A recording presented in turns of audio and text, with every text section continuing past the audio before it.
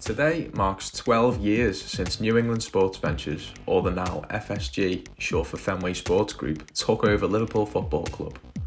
A chaotic few days in court resulted in John W. Henry and his entourage taking the club out of the hands of Tom Hicks and George Gillette, after the club almost plummeted into administration due to the debts put on the club by the American duo. It's been a hell of a ride the last 12 years, and if you'd have been told in 2010 how far the club would go in this time, you wouldn't believe it. On the 8th of October 2015, Jurgen Klopp was appointed as Liverpool manager and famously vowed to change the mindset of the supporters from doubters to believers. The German would come into the club after the transfer window had already shut, but still managed to take the Reds to a League Cup and the Europa League final that season. This was when we knew that something special was happening. Jurgen had not only instilled a new, entertaining, fast-paced attacking style of play, but he instilled a togetherness and winning mentality back into the club that had been absent for many years. An example of this togetherness, ironically, was not after a win, but after a draw. Liverpool played West Brom at Anfield in December of 2015, just 2 months after Jurgen Klopp had taken charge.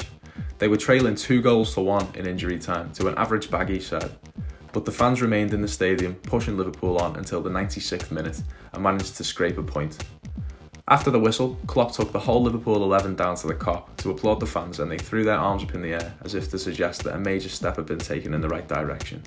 This, obviously, was ridiculed by supporters of other clubs and the national media, but Liverpool were to only go on and prove why this fan, player and manager connection was so integral to their success.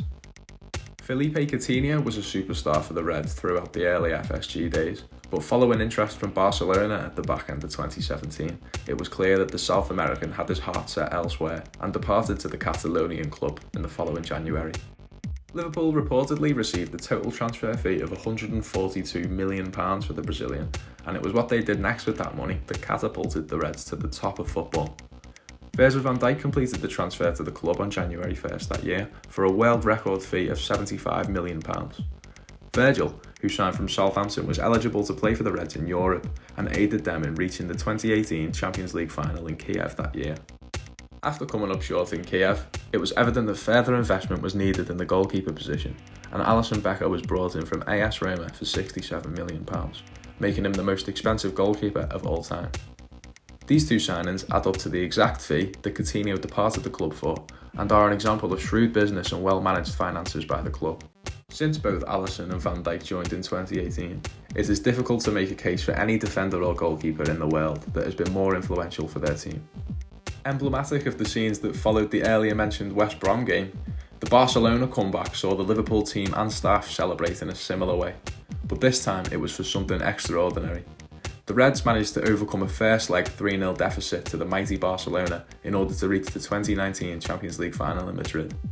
This win is not only important because of the status of the game and the scale of the comeback itself, but this win encapsulated everything that the club had been building towards for the previous few years.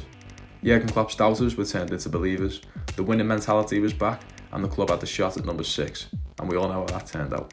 Trophies are the currency of success, and in the previous 12 years, Liverpool have won the Premier League, Champions League, FIFA Club World Cup, the FA Cup, the Super Cup, the League Cup twice, and the Community Shield.